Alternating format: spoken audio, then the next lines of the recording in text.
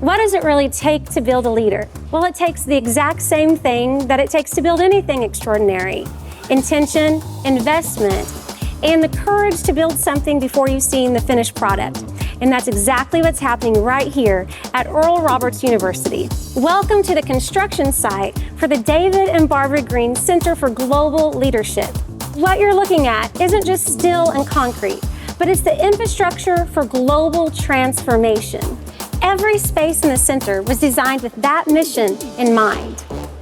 This virtual lecture room connects leaders face to face with voices from around the world, from right here in Tulsa, Oklahoma.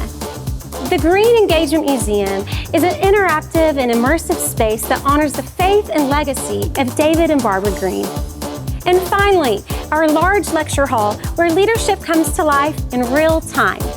Thank you for joining us on this short construction tour, and we look forward to celebrating with you at the big grand opening and ribbon cutting of the David and Barbara Green Center for Global Leadership this September 18th. We'll look forward to seeing you there.